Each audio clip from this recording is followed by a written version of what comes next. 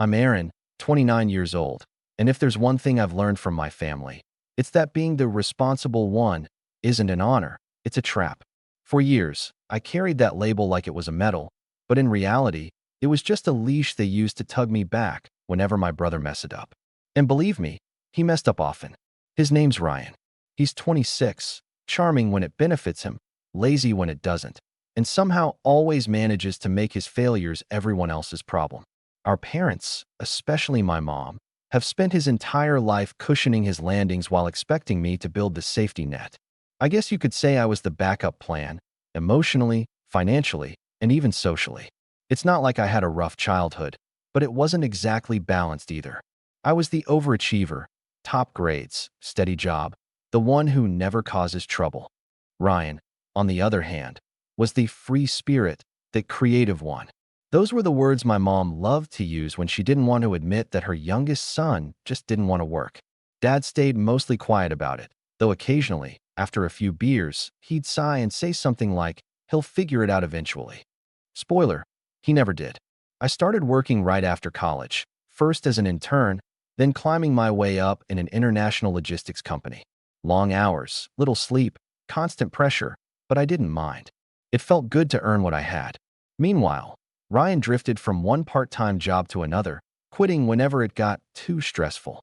And every time he did, there'd be a familiar knock on my door or a call from mom saying, "Aaron, your brother's going through a tough time. Can you help him out just this once?"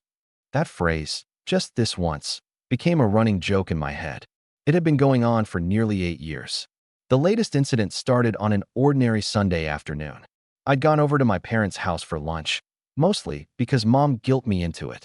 She said she missed me, but I knew she really meant she wanted to talk about Ryan.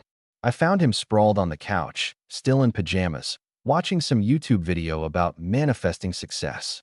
He barely looked up when I came in. "Hey," I said, setting down a bottle of iced tea on the table. "You working these days, or still looking?" He gave me that smirk he always wore when he was about to say something irritating. "Actually, I quit last week," he said casually, as if he were announcing that he'd changed shampoo brands. "Wasn't for me." I blinked. "You quit again? You were only there 2 months." "Yeah. Well, I didn't like how they ran things. Toxic management. They expect you to show up early, stay late, kiss up for pennies. Not my vibe." I couldn't stop myself from sighing. "That's kind of how jobs work, Ryan." He rolled his eyes. "You wouldn't understand. You're fine being a corporate robot. I actually want to live." That comment stuck like a thorn, but I let it slide. Mom appeared just then with a plate of roasted chicken, smiling too brightly, as if she could sense the tension. "Boys, no arguing today, please," she said. "Aaron, did you bring that resume template you used? Maybe you can help Ryan update his." I looked at her, then at him. "Mom, he just said he doesn't want another job." Ryan leaned back on the couch, folding his arms. "Exactly. I need time to reset. Maybe I'll start my own business or something." Dad, who had been silent until then, muttered, "With what money?" Ryan ignored him completely. "I have ideas," he said. "Unlike some people, I don't plan on wasting my life in an office cubicle." I laughed under my breath. "Ideas are great, but they don't pay rent." That was when he scoffed, loud, dismissive, like my entire existence was a joke to him. "Must be nice having no real responsibilities," he said. "You've got your cushy job, no wife, no kids, no real problems. You think you're better because you sit at a desk all day?" The words hit harder than I expected. For years, I'd been the one helping him out, covering his rent once when he got evicted, paying for his car repairs, even lending him money to invest in some half-baked online course he never finished. And now he was belittling me for having stability. I just stared at him for a long moment, trying to figure out whether to respond or walk away. Mom quickly intervened. "Ryan, that's not fair," she said in her scolding voice, but there was no real conviction behind it. She turned to me instead. "Aaron, don't take it personally. You know how he gets when he's stressed." "Stressed?" I said quietly. "He quit his job voluntarily, Mom." Her smile faltered. "He's finding himself. You should support him." I wanted to laugh at the absurdity of it all. Support him? Again? After everything? But I didn't want to ruin the family lunch, so I just said, "I'm not doing this anymore, Mom. I can't keep covering for him." Ryan looked up from his phone, eyebrow raised. "Covering for me? What are you even talking about?" I took a deep breath. I've helped you out more times than I can count, Ryan. Rent, bills, car repairs. Every time you mess up, I'm the one cleaning it up. You never even say thank you. He shrugged. You chose to help. No one forced you. That was it. That tone, that smug indifference, it lit something in me. The part of me that had been quiet for years finally stirred. You're right, I said slowly. No one forced me. But I'm done now. The room fell silent. Dad looked uncomfortable. Mom frowned like I'd just betrayed a family code, and Ryan looked bored. He picked up his phone again, muttering, "Whatever. You'll cave eventually. You always do." But this time I didn't. What they didn't know, what I hadn't told anyone yet, was that I'd just been offered a huge promotion overseas. A managerial position in our company's Singapore branch. It was everything I'd worked for. Higher pay, travel benefits, and a chance to start over somewhere far from the constant family drama. The offer had been sitting in my inbox for 2 days, and I'd been torn about it. I wasn't sure I could leave my parents behind. But at that moment, watching Ryan's dismissive expression, I felt the decision solidify inside me like concrete. Later that night, I sat in my apartment, staring at my computer screen with the email draft open. My finger hovered over the mouse, ready to hit send. Then my phone buzzed, a text from Mom. "Ryan told me you were rude today," it read. "You need to be patient with him. He's family, and he's struggling. Don't abandon him when he needs you most." I could almost hear her voice in those words, soft and guilt-laden. But for once, I didn't feel guilty. I felt free. I typed out my response carefully. "I've supported him for years, Mom. I need to live my own life now." Her reply came seconds later. "He's family. Fix this." That was it. No empathy, no acknowledgement, just an order. Something inside me broke for good. I didn't reply. I just hit send on that acceptance email, shut my laptop, and let the weight lift off my shoulders. I didn't know then that the real chaos would start the next morning. That Mom would blow up my phone with missed calls. That Ryan would show up at my apartment demanding answers. Or that my decision to finally put myself first would shatter every illusion of loyalty they had. But in that quiet moment before it all unraveled, I finally felt like I was choosing myself for once. And I had no idea how much that choice was going to cost. The next morning, I woke up to the sound of my phone buzzing nonstop. The screen was lit up with notifications, missed calls, voicemails, texts, all from Mom and Ryan. 39 missed calls in total. It was almost impressive. I just stared at it for a while, still half asleep, before muttering, "Unbelievable." The first message from Mom read, "Call me immediately. This is serious." Then another one. "I can't believe you'd do something so selfish, Aaron." And then, "Ryan came to see you last night and said you refused to talk. What's going on with you?" I hadn't even seen him. He must have tried to drop by after I'd gone to bed early. I scrolled further. The last text from her said, "He's your brother. You can't just cut him off because he's struggling. Fix this before it's too late." There was no mention of the promotion. No congratulations. No curiosity. Nothing. It hit me, slowly but painfully, that my entire family dynamic had always revolved around Ryan's comfort and everyone else's responsibility to maintain it. The more I thought about it, the more the pattern became painfully obvious. Every time Ryan failed, Mom made it my job to fix it. Every time I succeeded, it somehow became an insult to him. I spent most of that morning ignoring the calls, sipping coffee while packing up some documents for work. The company HR had already confirmed my relocation date. I'd be leaving in 6 weeks. 6 weeks to tie up loose ends and maybe, finally, detach myself from this exhausting cycle. Around noon, my phone buzzed again. This time it was Dad. "Aaron," his text said, "I think you should talk to your brother. Your mom's really upset. Let's keep the peace, all right?" There it was, the quiet plea I'd heard 1,000 times before. Keep the peace. Never mind that the peace meant swallowing my frustration and letting Ryan's behavior slide yet again. I typed back, "I'll call later." But I didn't. Instead, that evening, I came home to find Ryan sitting on the steps outside my apartment building. He was wearing the same wrinkled hoodie from the weekend, arms crossed, foot tapping impatiently. I froze at the sight of him. "What are you doing here?" I asked. He didn't even look up right away. "You're ignoring everyone," he said flatly. "Because I don't want to talk," I replied, walking past him toward the door. He stood quickly. "You think you can just ghost your family? Mom's freaking out." I turned around. "She's freaking out because I finally said no." He scoffed. No, she's freaking out because you're being dramatic. You've always had this superiority complex, thinking you're better than us because you've got a job and a paycheck. I clenched my jaw. Ryan, this isn't about being better. This is about boundaries. You've been relying on me for years, and I'm done being your safety net. He laughed, but there was a sharp edge to it. Wow, you sound just like Dad. Cold and self-righteous. You think you're some kind of hero because you pay your bills on time. I didn't answer. He kept going. You know what's funny? He said. Mom told me about that overseas job. She said you were thinking about turning it down because of us. Guess not, huh? Guess you finally got too good for your own family. So Mom had told him. That stung more than I wanted to admit. I hadn't even shared the news officially, and she'd already turned it into a family discussion, probably framing it as my abandonment. You shouldn't have found out from her, I said.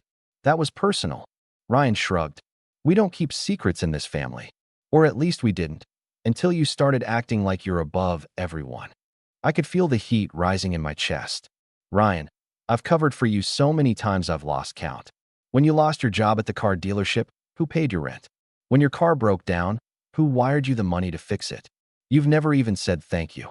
He stared at me for a long moment, expression unreadable. Then he said quietly, I didn't ask you to do any of that. That sentence, short, simple, and cruel, cut deeper than any insult could have. I stepped back, suddenly realizing that nothing I'd done had ever mattered to him. He didn't appreciate it. He expected it. It was my role. I'm leaving, I said finally. And this time, I'm not changing my mind. He rolled his eyes. You'll come crawling back when you realize no one out there cares about you like family does. That line stuck with me long after he left. The following week, Mom started her campaign. That's what I came to call it, the guilt campaign. Every day, there was another text, another phone call, another attempt to make me reconsider. Monday, you're being heartless. Ryan's depressed. He needs your support. Tuesday, he's your brother, Aaron. If you don't help him, who will?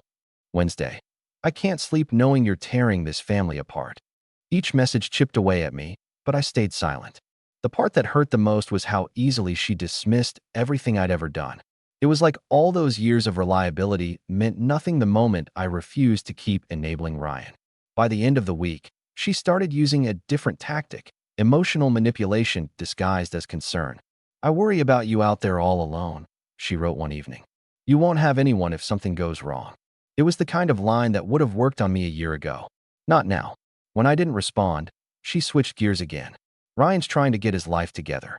He just needs a small loan to hold him over until he finds something stable. There it was. The real reason behind all the drama. I called her that night, for the first time since everything blew up. Her voice was calm, almost rehearsed.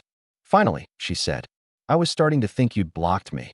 I almost did, I admitted. Mom, please tell me you didn't send Ryan to my place again.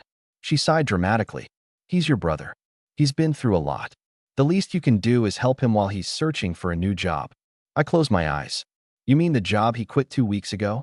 You don't understand, Aaron. He's different. Sensitive. He doesn't handle stress like you do. That's because he's never had to handle it, I said quietly. You protect him from everything. You treat him like a child. She gasped, as if I'd insulted her personally. How dare you say that? I'm just trying to keep the family together. No, you're trying to keep him comfortable, I said. At everyone else's expense. There was a long pause on the line. Then she said, if your father could hear you right now, he'd be ashamed. That one hurt. I almost hung up right there, but she wasn't done. Ryan told me you yelled at him, she continued. He came home upset. You know he looks up to you. Is this really how you want to treat him before you leave? I bit my tongue. Looks up to me? He'd done nothing but belittle me for years. I didn't yell at him. I said evenly. I told him the truth. That I'm done bailing him out. Her voice sharpened. That's cruel. You've changed, Aaron. You used to care about family. I still do, I said. That's why I'm not helping anymore. Because enabling him isn't love, Mom. It's destruction. She went silent for a moment, then said quietly, if you hang up now, don't expect us to call again. I hesitated, feeling the familiar ache of guilt twist in my chest. But then I remembered all those nights I'd stayed up transferring money I couldn't spare, all those weekends I'd spent fixing his messes while they praised him for trying. I hung up. The next few days were strangely quiet. No calls, no texts, no guilt trips. I thought maybe they'd finally accepted my decision, but I should have known better. That Saturday, I came home from work to find an envelope taped to my door. Inside was a note in my mother's handwriting. "We're disappointed in you. Ryan lost his apartment because you refused to help. He's staying with us for now, but we can't afford to keep supporting him. I hope you're happy." There was no signature, just her name at the bottom. Mom. Like a period at the end of a threat. I sat on my couch, the letter trembling slightly in my hand. Part of me wanted to drive over there and argue, defend myself, explain that I wasn't responsible for his choices. But another part of me, stronger this time, knew it wouldn't matter. The moment I said no, I became the villain in their story. The following week, I tried to focus on work. I threw myself into preparing for the overseas transfer, reviewing budgets, logistics plans, team structures, anything to keep my mind off the constant chaos my family created. But every time I closed my laptop, it was there, a gnawing tension in my chest that wouldn't let me relax. Even when I tried to convince myself that this was my life now, my family's shadow lingered, dark and impossible to ignore. Then, one Thursday morning, I got a call from the building manager of my apartment complex. The name flashed on my phone, and I felt a chill run down my spine. "Hello," I said cautiously. "Hi, Aaron. This is Mrs. Patel from 7B. I just wanted to let you know someone was here asking for you." Her tone was polite, but there was an edge of hesitation. "They left something with me." I frowned. "Who was it?" "There wasn't a name. Just your brother," she said quietly. My stomach dropped. "He was here? What did he leave?" Mrs. Patel cleared her throat. "It's a package. And, well," he seemed upset. I didn't wait to thank her. I hung up and grabbed the envelope from my door. Another one taped there like before, but larger, heavier this time. My fingers shook slightly as I opened it, and my heart sank the moment I saw the contents. Inside was a USB drive, along with a single folded sheet of paper. On it, written in a careful, almost clinical script, were the words, "Aaron, you think you can leave us behind, but family comes first. This will remind you." I stared at it for a moment, trying to make sense of the cryptic message. Then, out of a mix of curiosity and dread, I plugged the USB into my laptop. What appeared on my screen made my stomach churn and my hands go cold. It was a folder labeled Aaron, Personal Files. Inside were screenshots of my online banking account, personal emails, and even copies of confidential documents from my company. Everything I had ever considered private. And then I saw it, a series of recordings. Some were of phone calls I'd made discussing my promotion and plans to move overseas. Others were video clips of me leaving my apartment, coming home late from work, and even entering bank branches. My jaw went slack. I couldn't believe it. Someone had been watching me, documenting me. And then it hit me. This wasn't some anonymous hacker. The handwriting on the note, the timing, the personal knowledge of my life, down to my exact schedule, it had to be Ryan. He had gone through my apartment while I was gone, stolen access to my information, and recorded me without my knowledge. I felt a mix of rage, betrayal, and disbelief. I wanted to scream, to call Mom, to confront Ryan immediately, but I knew better. This was beyond a simple argument or guilt trip. This was deliberate, a calculated violation of every boundary I had fought to establish. I sat on the couch for what felt like hours, staring at the screen. Part of me wanted to confront him directly, to demand an explanation, to yell until my voice broke. But the rational part, the part that had been quietly simmering for weeks, fed up with enabling and manipulation, knew that this was an opening, a tool I could use. I just had to figure out how. Later that evening, I tried to call Ryan. No answer. I sent a message. "We need to talk. Now." Minutes passed. Nothing. I called again, and again, no response. It was as if he knew I wouldn't immediately lash out, that I would sit and stew and consider my next move. And I did. I thought about the history, the way my parents had always shielded him, excused him, and dismissed my frustrations. The way Mom had guilted me into financial support time and again. The way Dad had stood silently, occasionally muttering his vague, conditional support for Ryan, but never stepping in when I bore the brunt of responsibility. This, whatever Ryan had done, was the culmination of years of being pushed to my limits, a blatant declaration that they thought they could take anything from me and I'd still bend. Then came the next shock. Later that night, I checked my email and saw a string of notifications from my bank. My heart sank as I opened the first one. A large withdrawal had been attempted from my account, flagged by the system because it exceeded my usual transactions. Another and another. Each one traced back to an account that was registered under my parents' names, Mom and Dad. They had tried to siphon money out of my account. And now it clicked. The USB. The recordings. Ryan wasn't just taking notes for family concern. He and my parents had been plotting to manipulate me, maybe even blackmail me into supporting him one last time. I paced my apartment, the weight of betrayal pressing down on me. I couldn't believe they would go this far. I had done everything right, worked hard, supported the family, stayed patient through years of their favoritism and excuses. And now they had escalated to invading my privacy and attempting to control my finances. The emotional sting wasn't just anger, it was grief. I sat down, trying to process it, and realized something important. They had underestimated me. I hadn't responded with fear or guilt, not yet. I had spent years being the responsible one, the one who gave them the benefit of the doubt. But now, I had something they didn't expect: leverage, information, evidence of their attempts to manipulate and intimidate me. For the first time in years, I felt the cold thrill of clarity. This wasn't just about refusing to help my brother anymore.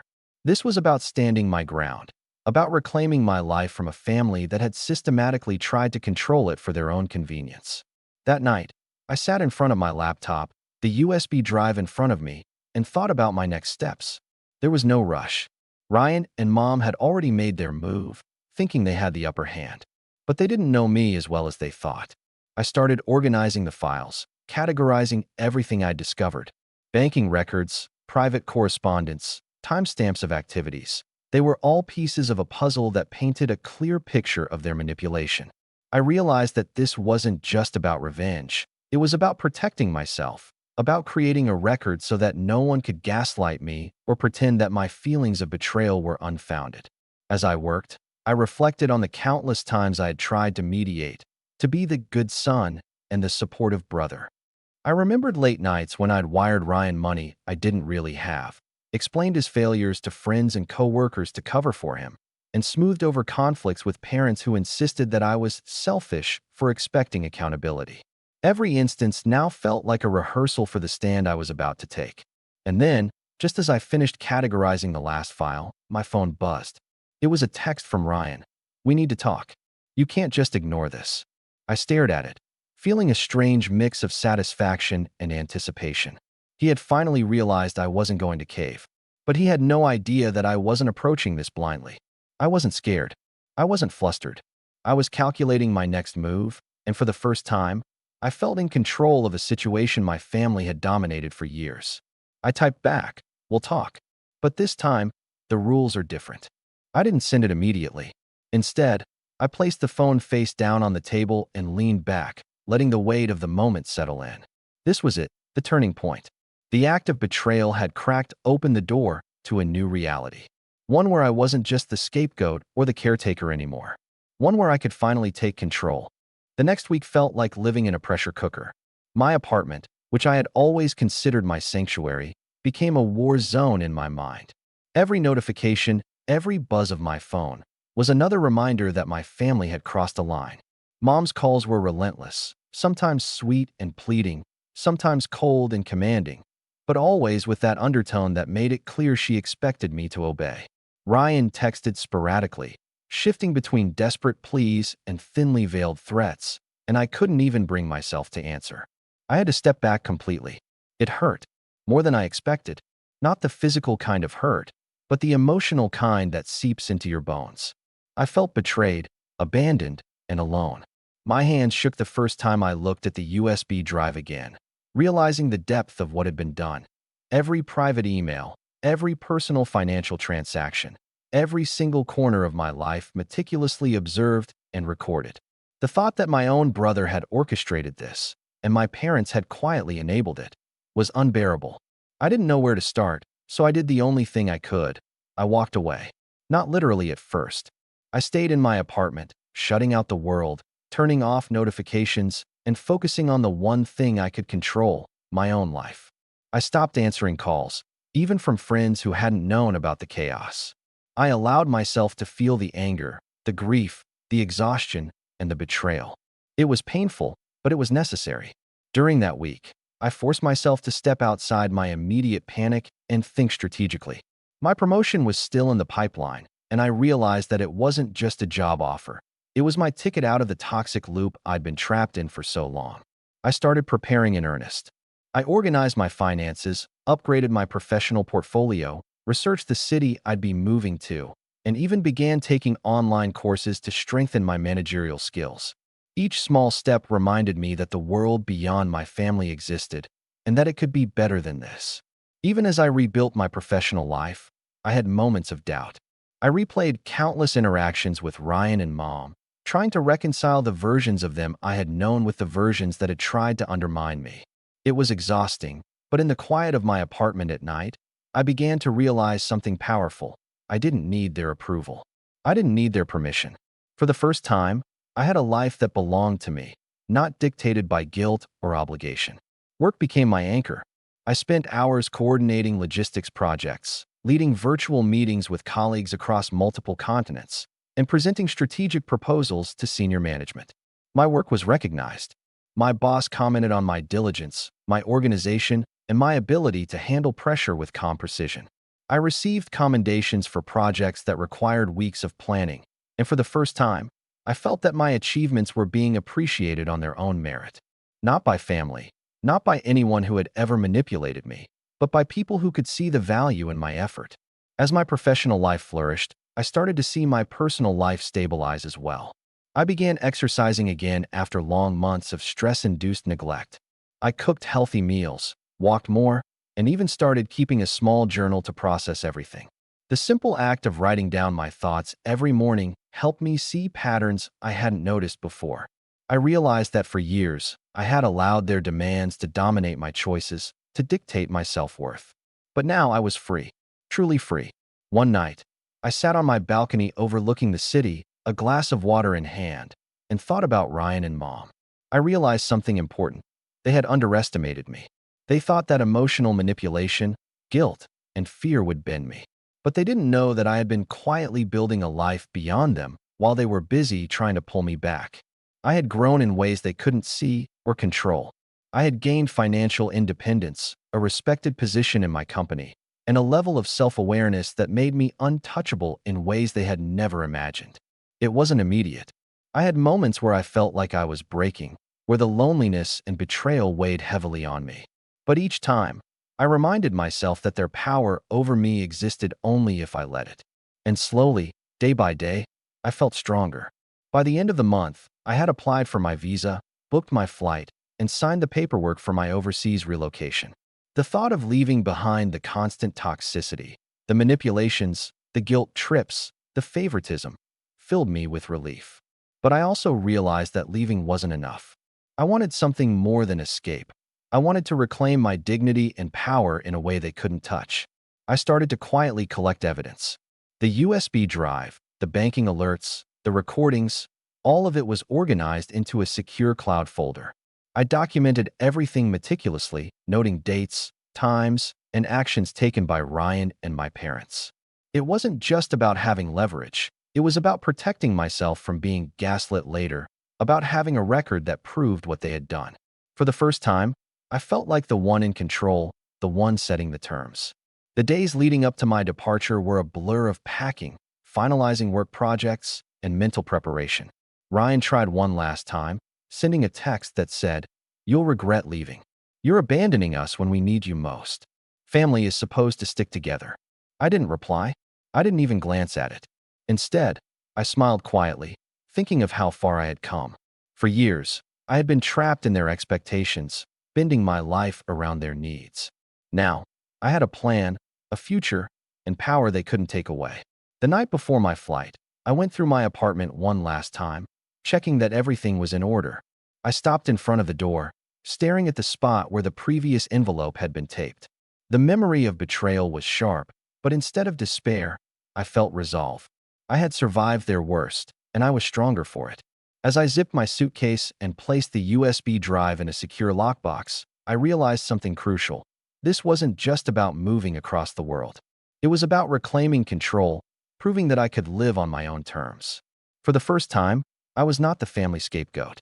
I was my own person, and nothing they did could change that. I fell asleep that night with a strange mix of anticipation and calm. I knew that leaving wasn't going to end the story. Ryan and my parents wouldn't simply let me go. They were too used to bending me to their will. But I also knew that I had the advantage now. I had distance, strategy, and clarity. I had built a foundation that no amount of manipulation could shake. And in that quiet, just before dawn, I felt something I hadn't in years: hope. Not the fragile, fleeting hope of a desperate child, but the steady, unshakable hope of someone who had survived betrayal, found their strength, and was preparing to rise above it. By the time my flight boarded, I wasn't the same Aaron who had spent years cleaning up Ryan's messes and appeasing my parents. I was someone new, someone stronger, someone who had finally learned that the only person I needed to rely on was myself. And I knew that when the time came to confront them, I wouldn't be reacting out of anger or fear. I would be deliberate, calculated, and unstoppable. Settling into Singapore was disorienting at first, but in the best way possible. The city was overwhelming in size and energy, and I loved it. I rented a small apartment near the financial district, just enough to feel independent, but not so large that it became a burden. The first few days were spent navigating public transport, learning the city layout, and meeting my new team. But even in the whirlwind of orientation and introductions, I couldn't shake the family drama waiting back home. Every time I checked my email or messages, I saw the occasional missed call or vague text from Mom or Ryan. I didn't respond, of course. Distance was my first tool in the quiet setup I had begun to imagine. Work consumed me immediately. I was managing a team of over 20 people, overseeing operations across multiple countries in Asia, and presenting to senior executives almost daily. The pace was insane, but I thrived on it. For the first time in years, I felt challenged in a way that was exciting, not draining. And as I settled in, I noticed a pattern in the way I worked that had been invisible back home. I had an eye for opportunity, a knack for understanding complex systems, and the patience to see things through. My colleagues started noticing too, and within a few weeks, I had already earned a reputation as someone dependable, strategic, and quietly assertive. It was during a project meeting 2 weeks in that I realized something crucial. We were discussing the logistics of a new regional distribution deal, and I noticed an inefficiency in the supply chain that, if corrected, would save the company millions. Most of the senior managers dismissed it as a minor issue, but I insisted on a deeper analysis. By the end of the meeting, I had convinced the team to run simulations. The results were staggering. My proposed change would streamline operations and significantly reduce costs across multiple countries. I left that meeting feeling a thrill I hadn't felt in years, the same feeling I remembered when I first started excelling in my career back home. It was power, real power, the kind that doesn't come from family pressure or emotional manipulation, but from competence, insight, and influence. I realized then that if I could wield this kind of influence in my career, there were ways I could leverage it to protect myself and, maybe, to assert control over the people who had tried to control me. While I was gaining recognition at work, I also began studying the financial side of things. I had saved diligently over the years, but now I had a concrete goal: independence not just geographically, but financially. I wanted a foundation so solid that no one back home could shake me. I started investing cautiously at first, focusing on stable assets, then gradually diversifying into areas with higher returns. Each step gave me confidence. Each success, small as it was a reminder that I didn't need my family's approval or support to thrive. But the most important breakthrough came when I realized the full extent of the USB files. They weren't just evidence of betrayal, they were leverage.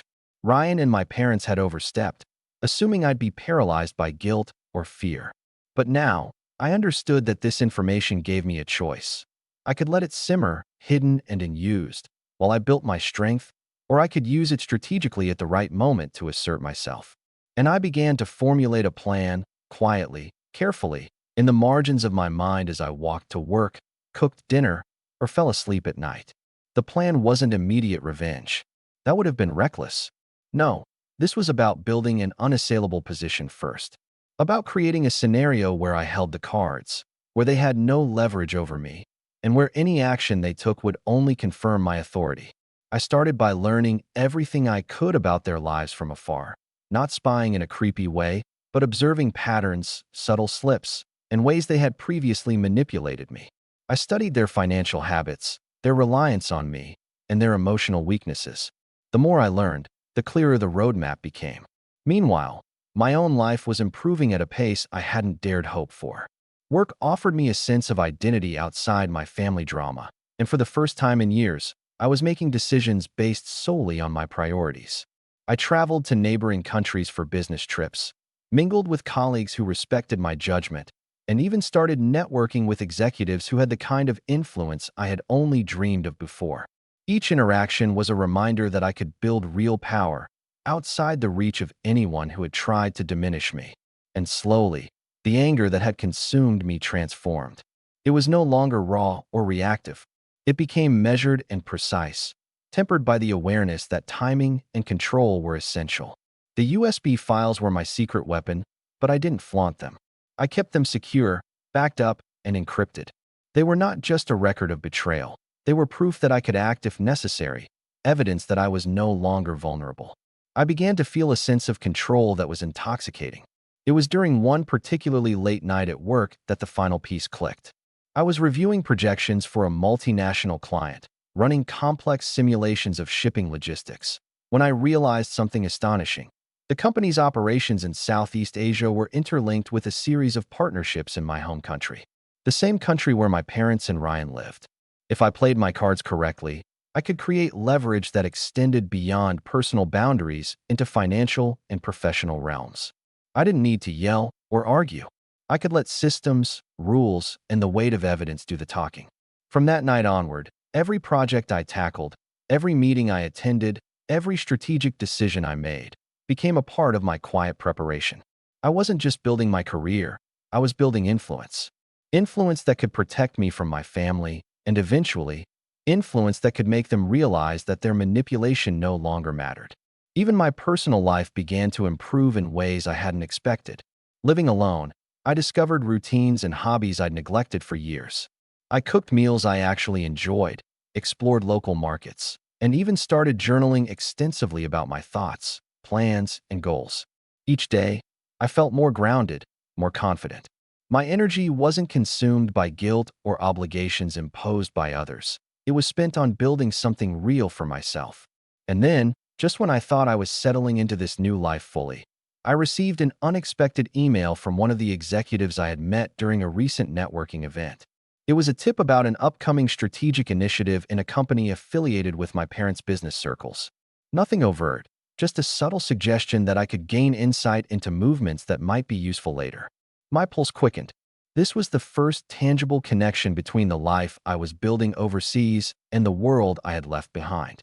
It was small, but it was enough to make me realize that the opportunity for leverage was real and closer than I had imagined. That night, I sat in my apartment, reviewing everything. The USB files, my financial records, my career achievements, and now, this subtle professional insight. I felt a sense of clarity I hadn't felt in years. For the first time, I wasn't reacting to betrayal. I was preparing. I was shaping a plan that, when executed, would be undeniable, precise, and devastatingly effective. I knew the next steps would require patience.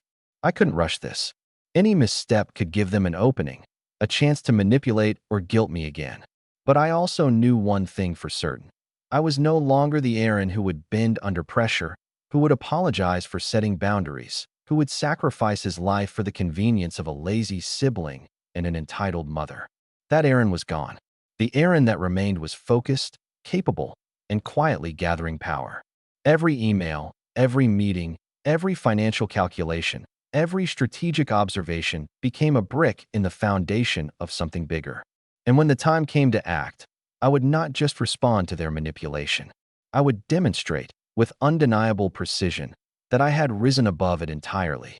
As I leaned back in my chair and looked out at the city lights stretching into the distance, I realized I was ready. Not for confrontation yet, not for revenge, but for the next phase, the setup. The phase where patience, preparation, and power would align. Where every slight, every betrayal, every manipulation could be transformed into leverage.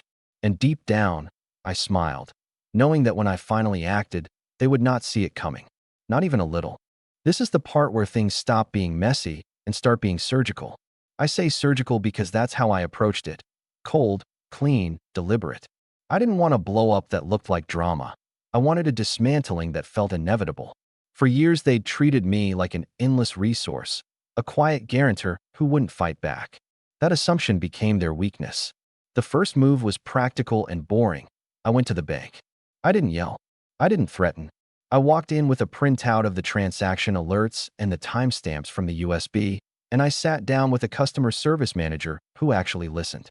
I explained what had happened: unauthorized access attempts, suspicious withdrawals linked to accounts that were not mine, and a USB full of recordings and screenshots that showed chain of evidence. The manager was professional. She took everything, made copies, and escalated the case to fraud. The bank immediately flagged my accounts, instituted extra authentication, and opened an internal inquiry. That move alone neutralized one weapon in their arsenal: the attempted siphoning of my money. It didn't feel like revenge so much as reclaiming the floor under my feet. But I knew neutralizing the immediate threat wouldn't be satisfying. I also knew there were different kinds of power: legal, financial, reputational, and that to protect myself I needed to wield more than one. So I engaged a lawyer, not an angry, headline-chasing lawyer, but someone meticulous and quietly fierce. I handed over copies of the files, explained the pattern of harassment and the evidence of trespass and recorded surveillance. The lawyer suggested we start with a cease and desist and a formal demand for return of property, along with a trail leading from the attempted withdrawals back to specific accounts. She also advised me on the laws around the recordings. Some were clearly illegal to make without consent, and that gave us additional leverage. Meanwhile, I set a different machine in motion at work. I didn't go to my boss and say, "My family is trying to steal from me," because that's not a meeting anyone wants in the middle of a fiscal quarter. Instead, I used my influence the way I always used it, through data and process. There was a partner in my home country, a logistics firm that moved goods between small manufacturers and larger retailers.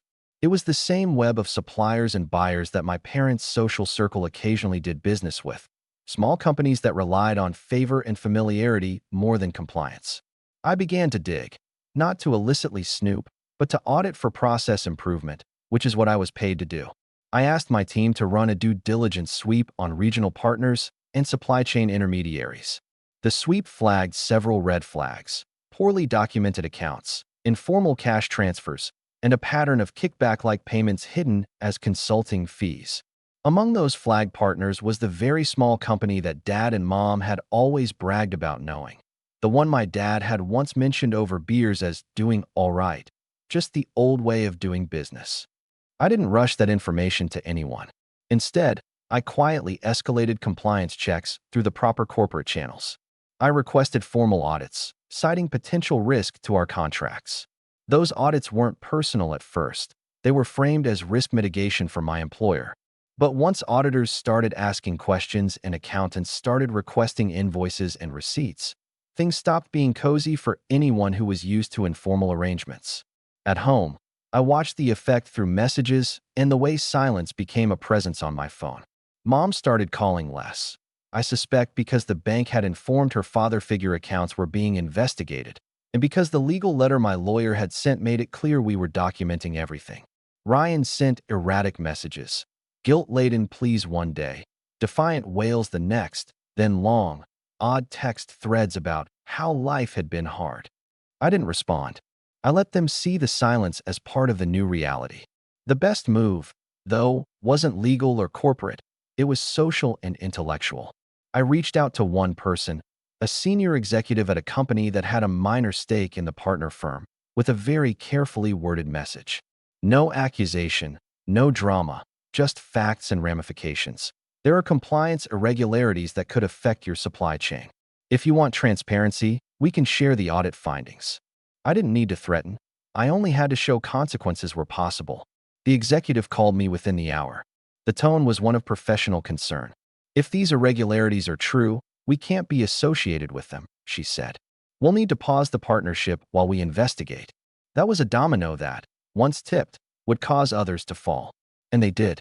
Vendors started asking for receipts. Buyers started postponing shipments pending verification.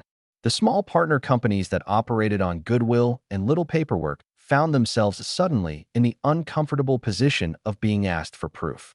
It didn't take long before contracts that had been spoken for over coffee were put on hold pending formal review. For companies used to operating informally, this was devastating. For my parents' social circle, who relied on reputation and personal ties rather than rigorous accounting, it was humiliating and financially harmful. It felt strange watching it unfold. I didn't enjoy causing pain. What I enjoyed, what I cherished, was the methodical exposure of the structure that let them exploit me. Theirs had been an economy of favors and expectations. Mine was an economy of rules and evidence. Once the two met, the gaps showed themselves clearly. The real turning point, the part that felt like the beginning of the end, came when the landlord of the small commercial property where one of the partner companies operated called Dad. The landlord was concerned because payments were late and because bigger clients had paused shipments. He could no longer afford to keep the tenant on the same terms. Dad called Mom, who called Ryan. Panic spread through their texts like wildfire. I saw a voice note from Dad, panicked and shaky. "We didn't expect this. Aaron, what do we do?" It was almost comic the way the tables had turned. The man who had always suggested I was overreacting now sounded like someone clinging to a sinking raft. That was when I stopped being content with just making things right for myself. I started giving them choices, strict, inflexible choices, and I did it with a calmness that I had never used before. My lawyer drafted a condition. I would not report all evidence to authorities immediately if they agreed to return the money attempted to be withdrawn from my accounts, publicly acknowledge the privacy violations, and formally commit to never contacting me in a harassing manner again. If they refused, I would hand everything: the recordings, the bank logs, the documentation of the attempted withdrawals, and the emails showing collusion, to the police, to the bank's fraud department, and to the compliance teams at the companies affected. No drama, no theatrics, just options and consequences. I knew the social consequences would be harsh. I also knew they'd never expected me to take the route of documentation and process. They expected tears, apologies, and a begrudging return to the old dynamics. They hadn't accounted for the legal route or the corporate consequence route, and they certainly hadn't accounted for me operating calmly from 1,000 miles away. Their reaction was immediate and messy. Mom's messages shifted from pleas to bargaining. Ryan tried to call, and when I finally answered, not to argue, but to read him the terms, he hung up. Dad tried to appear reasonable. "Son, we can talk. Let's fix this as a family." I read his plea and felt an old reflex flinch, but it didn't catch. The flinch didn't turn into action. The first deadline passed with silence. The second deadline was met with a frantic text from Mom asking for mercy and offering everything short of full confession. It was telling that the proposals were about saving face and not about true accountability, an attempt to buy a softer landing rather than to admit wrongdoing. I told my lawyer to record it and to insist on more concrete action. She recommended that before we agreed to any private settlement, we bring in a neutral third-party mediator to document everything under legal advisement. It was slow, it was procedural, and it burned them, in a way that bargaining and screaming never would have. And then came a moment I hadn't exactly anticipated but had secretly hoped for. I received an email from a regulatory compliance officer at one of the partner companies we'd audited. The subject line was short: findings and next steps. Attached was a careful report outlining questionable accounting practices, unauthorized transfers, and informal consulting contracts.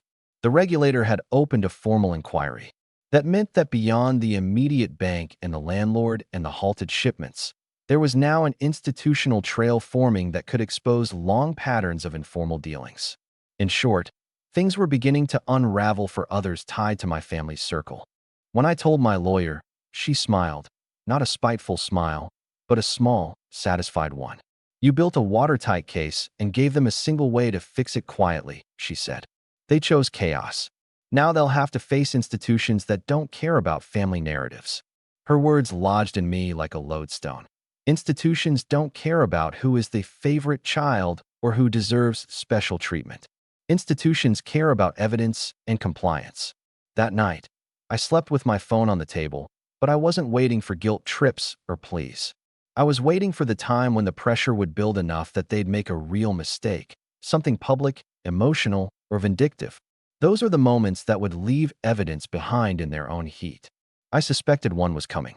People who are backed into corners do unpredictable things. They lash out, and in the lashing out they leave traces. I had played my hand carefully so far. Bank, lawyer, corporate audits, regulatory nudge. It was working. The small world they'd relied on was fraying. Company leaders were asking uncomfortable questions. Landlords were calling for payments. And a pattern of informal transfers had a spotlight on it. But I knew the final pivot wouldn't be a technicality or a legal filing. It would be a human mistake. A call responded to in anger, a social media post made in a moment of frustration, an attempt to salvage dignity with a lie that could be disproven. And that's where I planned to sit, patient, ready, and utterly unmoved. I had no desire for cruelty. I wanted truth and accountability. I wanted them to stop expecting me to be their emotional and financial airbag. I wanted them to understand, finally, that choices have consequences. The first real spark came 2 nights later. A flurry of messages at midnight, a tone I could read in a single rhythm. Panic. My lawyer called, voice low. They've posted something online, she said. It's defensive and it's public. They're trying to spin it as a family tragedy. But in doing so, they mentioned details that contradict earlier statements. It's sloppy. I opened my laptop and saw the post. A tearful video from Mom, shot in the kitchen, in which she accused me of abandoning family and blamed me for the livelihood of others. She cried, and she asked for empathy. It was painfully performative. But the slip was in a detail, a bank name, a transaction reference that contradicted what they'd told the landlord and what my bank had logged. It was the kind of small, human error that leaves tracks. I sent the clip to my lawyer. She typed back one sentence. They just made it easier. I sat back, hands cold, and felt a small, strange calm. The stage was set. The systems were activated. The institutions were asking questions.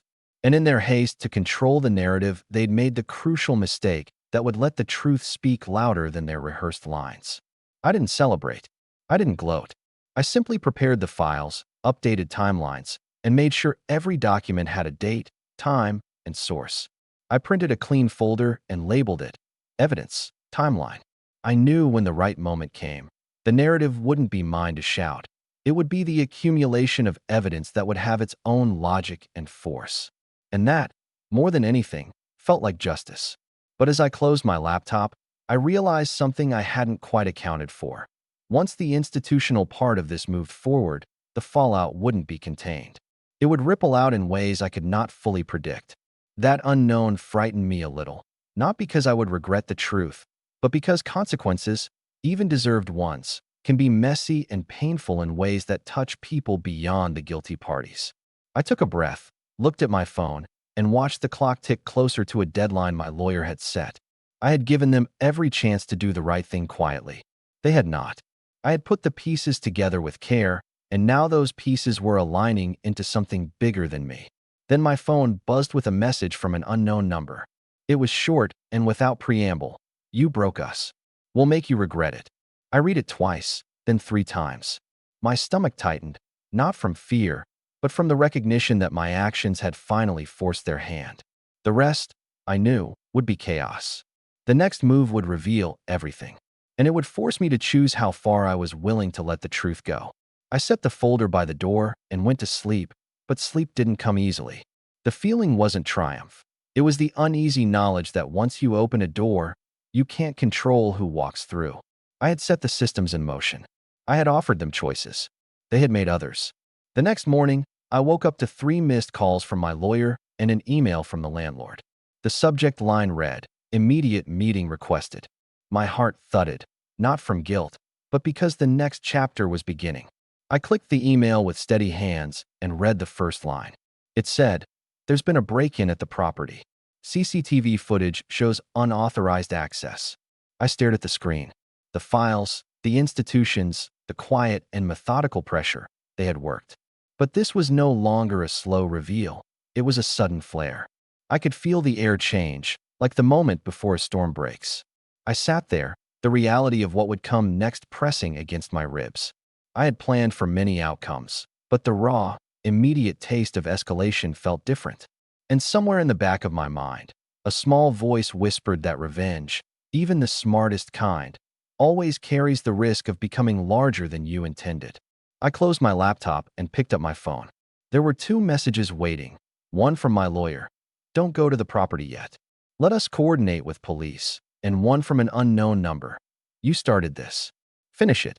I put the phone down, breathed in, and felt the strange steadiness that had carried me this far. I had set the rules. Now the game had shifted. The next move was theirs, but the record, the timeline, the bank logs, the corporate audits, was in my folder. I was ready. And for the first time in a long while, I felt like I could see clearly through the chaos they'd created. And then my phone buzzed again, a notification from a news site in my hometown. The headline was truncated on my lock screen. My hands moved before my brain had fully warned me not to open it. I tapped it. The headline blared in a way I had feared and anticipated at once. Local business under investigation after fraud allegations. Family ties to investigation revealed. My breath caught. My heart sped. I set the phone down slowly, aware that I had crossed the line from private retaliation to public consequence. The machinery I'd set in motion was turning, and now, whether I wanted it to or not, the world would watch. That's where I left it for now, standing on a ledge that looked like victory from one angle and like ruin from another.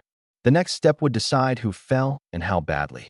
I sat there, clutching my coffee, folder on my lap, and realized that the calm I'd cultivated up to this point was about to be tested in a way I couldn't fully control. By the time the first official letters arrived, the panic in my family's messages had turned into a different animal, raw bargaining mixed with fear. Regulators froze accounts tied to the partner companies. The bank moved from investigation to formal casework and insisted on interviews. The landlord went to court for unpaid rent and recovered what he could through liens. The small world mom and dad had relied on. Favors, handshake deals, friendly nods, fractured under demands for invoices, signatures, and proof. Those things don't exist in the stories people tell at kitchen tables. They exist on paper, with dates and numbers and signatures. That's what I'd given the institutions, and institutions don't have patience for family narratives. Ryan's call stopped first. Then they came in bursts, pleading voice notes, then angry messages, then the occasional thin attempt at guilt. He was forced to move out of mom and dad's house. The landlord demanded his name be removed from lease negotiations.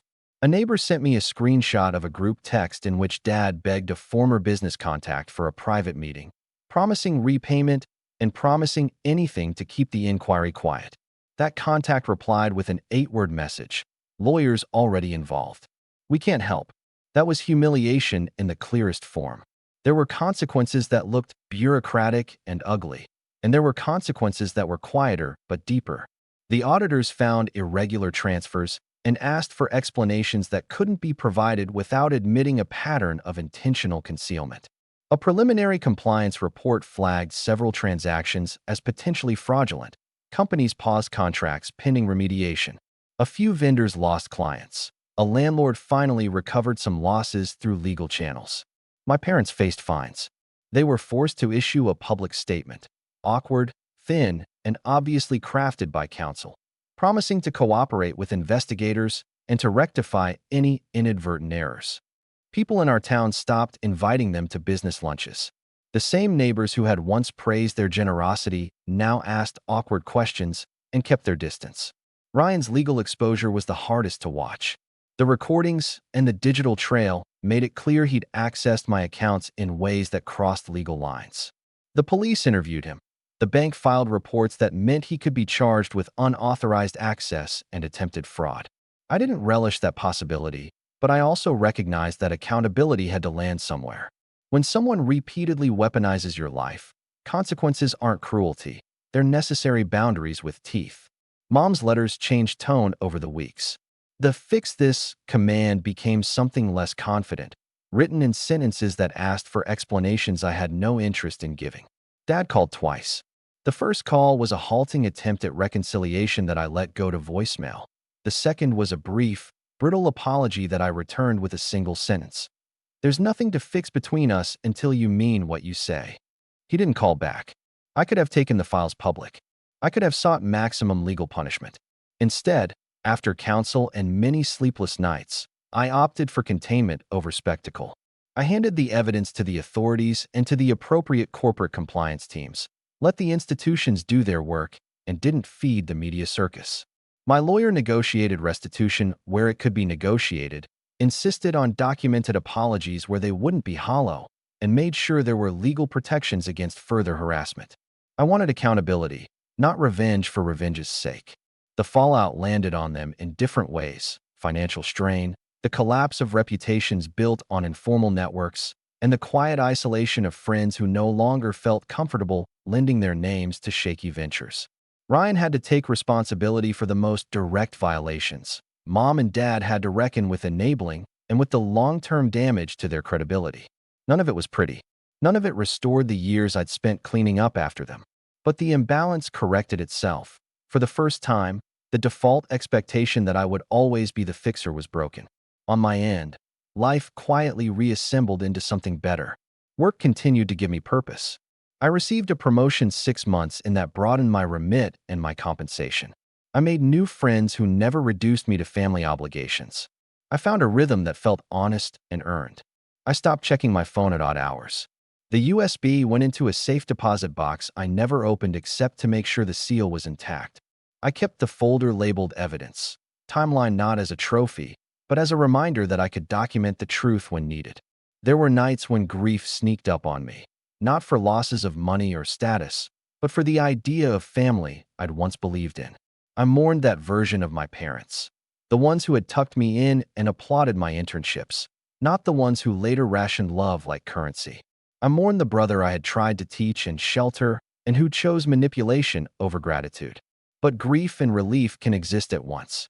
I was older now, and my loyalty belonged to a life I had built, not to the weight of inherited expectation. They called a handful of times after the initial storm settled, voices thin and rehearsed, asking for meetings that would inevitably be performative. I declined. People often ask if I forgive them. I don't know if that's the right word. I don't feel the collapse of anger into gentleness. I feel closure. Closure is not forgetting. Closure is deciding you will no longer tolerate being the default caretaker for other people's recklessness. The last time I drove past the house where I grew up, months later, on a rare trip back to handle legal paperwork, I sat in the car and watched the curtains twitch as someone moved inside. I thought about the lunches, the expectations, the long string of just this once that had defined my 20s. I thought about the night I finally hit send on the acceptance email and how terrifying and freeing that was in equal measure. I unlocked the car, took a breath, and walked away without looking back. On my balcony in Singapore a few weeks later, with the city lights laid out like a promise below me, my phone buzzed once, a spam message, nothing more. I put it face down, sipped my tea, and felt the steady, unremarkable pulse of a life I had earned. They had asked me to fix something they'd broken. I did. The thing I fixed was not their messes. The thing I fixed was myself.